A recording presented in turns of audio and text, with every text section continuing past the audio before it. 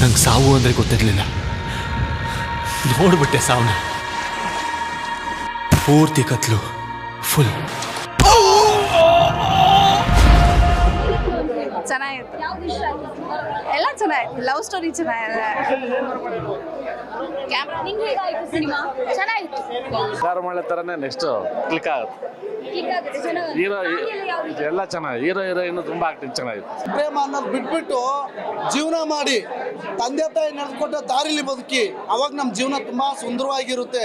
ನಾವು ಕಟ್ಕೊಳ್ಳೋ ಪ್ರಪಂಚದಲ್ಲಿ ಕೆಲವೊಂದು ಮಾನಸಿಕದಲ್ಲಿ ನರಳ್ತಾ ಇರ್ತೀವಿ. ನಮ್ಮನ್ನು ನಾವು ಕೊರಗಿ ಆ ಕೊರಗಿಂದ ಆಚೆ ಬರಲಿ ಅನ್ನೋ ಒಂದು ಸಿನಿಮಾ ಕಂಟೆಂಟ್ ತುಂಬ ಅಚ್ಚುಕಟ್ಟಾಗಿ ಏನೋ ಒಂಥರ ಈ ಗಾಂಧಿನಗರ ಡಿಫ್ರೆಂಟಾಗಿ ಕೊಟ್ಟವ್ರೆ.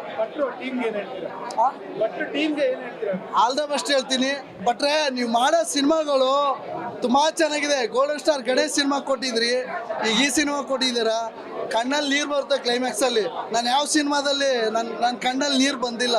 ಕ್ಲೈಮ್ಯಾಕ್ಸಲ್ಲಿ ಎಲ್ಲ ಒಂಚೂರು ಕಣ್ಣಾಗ ನೀರು ಬಂದ್ಬಿಡ್ತು. ಅದಕ್ಕೆ ಹೇಳ್ತಿದ್ದೀನಿ, ಈ ಫ್ರಾಡ್ ಮಾಡೋ ಹುಡುಗರು ಎಲ್ಲರೂ ಬಂದು ಮುಂಡೆ ಮಕ್ಕಳ ಬಂದು ಸಿನಿಮಾ ನೋಡಿ ಉದ್ಧಾರ ಆಗ್ತಿರೋ ಜೀವನದಲ್ಲಿ. ತುಂಬ ಚೆನ್ನಾಗಿದೆ. ಒಂದು from the beginning to end ತುಂಬ ಎಂಟರ್ಟೈನಿಂಗ್ ಆಗಿದೆ, ನೋಡ್ಬೋದು. ತುಂಬ ಚೆನ್ನಾಗಿದೆ. Everybody is welcome. ಚೆನ್ನಾಗಿದೆ.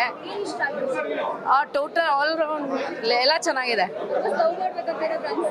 ಇಲ್ಲ ಜನರೇಷನ್ ಇದೇ ಇರಬೇಕು, ಕರೆಕ್ಟ್ ಆಗಿದೆ ಇದು. ಬಟ್ ಒಳ್ಳೆ ಮೆಸೇಜ್ ಇದೆ. Nice movie. ತುಂಬ ಆ್ಯಕ್ಟ್ ಮಾಡಿದ್ದಾರೆ. ಲವರ್ಸ್ ಇದೆ ಇದೆ, ನೋ ಪ್ರಾಬ್ಲಮ್. ಲವ್ಗಿಂತ ಜೀವನನೇ ಬೆಸ್ಟ್ ಅನಿಸ್ತು. ಮತ್ತೆ ಮಂಗಾರ ಅನ್ನೋ ಲೆವೆಲಲ್ಲಿ ಇದೆ ಪಿಕ್ಚರ್. ಚೆನ್ನಾಗಿದೆ ಪಿಕ್ಚರ್. ಎಲ್ಲರೂ ನೋಡೋವಂಥ ಫ್ಯಾಮಿಲಿ ಅಂತ ನೋಡೋವಂಥ ಫಿಲಮು. ಲೈಫಲ್ಲಿ ಲವ್ಗಿಂತ ಜೀವನ ಮುಖ್ಯ ಅನ್ನೋದು ಇದರಲ್ಲಿದೆ. ಇದು ನೀರು ಬೀಳುತ್ತಲ್ಲ ಮೇಲಿಂದ, ಒಂದು ಗಿಡ ಎತ್ತೊಂಬತ್ತಾರಲ್ಲ ಸಂಜೀವಿನಿ, ಅದು ಚೆನ್ನಾಗಿದೆ. ಒಳ್ಳೆ ಪ್ಲೇಸ್.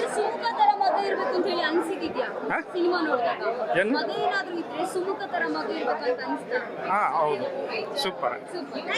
ಮನದ ಕಡಲು ಹೆಸರೇ ಹೇಳಬೇಕಾದ್ರೆ ಮನಸ್ಸಿನಲ್ಲಾಗುವಂತಹ ಏರಿಳಿತಗಳು, ತಲ್ಲಣ, ಪ್ರೀತಿ, ಹತಾಶೆ, ಹೋರಾಟ, ಸಂಘರ್ಷ ಎಲ್ಲವೂ ಮಿಳಿತವಾಗಿರುವಂತಹ ಅದ್ಭುತ ಚಿತ್ರ. ಆದರೆ ಚಿತ್ರದ ಕತೆ ಇದೆಯಲ್ಲ, ಅದರ ಕ್ಲೈಮ್ಯಾಕ್ಸ್ ಇದೆಯಲ್ಲ, ಅದು ಇವತ್ತಿನ ಸಾಮಾಜಿಕ ಮುಖಿಯಾದಂತಹ ದೊಡ್ಡ ಸಂದೇಶವನ್ನು ಕೊಡ್ತಾ ಇರೋವಂಥದ್ದು. ಏನು ಹೇಳೋದಪ್ಪ, ನಿಜವಾಗೂ ತುಂಬ ಚೆನ್ನಾಗಿದೆಯಪ್ಪ ನಿಜವಾಗೂ ಸಿನಿಮಾ. ನನ್ನ ಮೊಮ್ಮಗನೇ ಅವನು. ಹೂನಪ್ಪ, ಚೆನ್ನಾಗಿ ಮಾಡಿದ್ದಾನೆ ನಿಜವಾಗೂ. ತುಂಬ ಇಷ್ಟ ಆಯಿತು. ಮತ್ತೆ ನೋಡಬೇಕು ಅನ್ನೋಂಥ ಸಿನಿಮಾ ಆಗಿದೆ. ಲಾಸ್ಟ್ ಅಂತೂ ತುಂಬ ಚೆನ್ನಾಗಿ ಮಾಡಿದ್ದಾರೆ ಯೋಗರಾಜ್ ಭಟ್ ಅವರು. ಇವನಿಗಿನ್ನ ಯೋಗರಾಜ್ ಭಟ್ ಮಾಡಿಸಿದ್ದಾರೆ ಇವನ ಕೈನಲ್ಲಿ. ಅದು ನಮಗೆ ಬಹಳ ಖುಷಿ ಆಗ್ತಾ ಇದೆ. ಸೀನು ಸಹ ಮನಮುಟ್ಟುವಂಥ ಸೀನು. ಅದು ಹೀರೋ ಅಂತೂ ಎಕ್ಸ್ಟ್ರಾರ್ಡಿನರಿ. ಜೊತೆಗೆ ಹೀರೋಯಿನ್ ಇಬ್ಬರು ಮಾಡಿದ್ದಾರೆ. ಇಬ್ಬರು ಒಬ್ರಿಗಿಂತ ಒಬ್ಬ ಕ್ಯಾರೆಕ್ಟರ್ಗೆ ವಿಭಿನ್ನವಾಗಿದೆ. ಎಲ್ಲರಿಗೂ ಮನಮುಟ್ಟುವಂಥ ಸಿನಿಮಾ.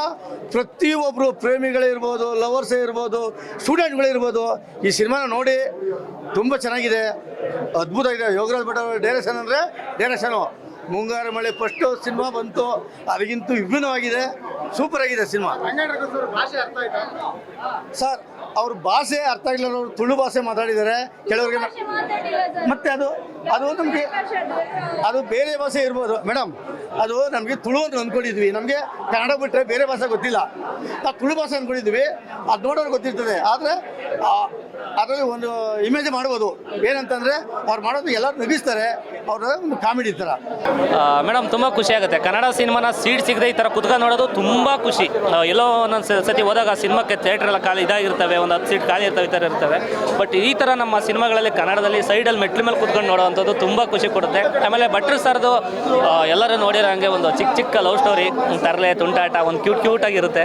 ಅದನ್ನು ನೋಡೋಕ್ಕೆ ಒಂದು ಸ್ವಲ್ಪ ದಿವಸ ಮಿಸ್ ಮಾಡ್ಕೊಂಡಿದ್ದು. ಈ ಸಿನಿಮಾದಲ್ಲಿ ಅವ್ರನ್ನ ಕಂಪೇರಾಗಿ ಇಡೀ ನಾನೊಬ್ಬ ನಮ್ಮ ಗುರುಗಳು ಅನ್ನೋದನ್ನ ಸೈಡಿಗೆ ಎತ್ತಿಟ್ಟಿದ್ರು ಕೂಡ ನಾನೊಬ್ಬ ಆಡಿಯನ್ಸ್ ಆಗಿ ನೋಡಬೇಕು ಅಂದರೆ ಸಿನಿಮಾ ತುಂಬ ಖುಷಿ ಕೊಡ್ತು. ತುಂಬ ಎಂಜಾಯ್ ಮಾಡ್ಕೊಂಡು ಆಚೆ ಬಂದಿದ್ದೀನಿ. ಬದುಕು ಸಾವು ಕತ್ತಲು ನನ್ನ ತಲೆಗೆ ಏನೇನೋ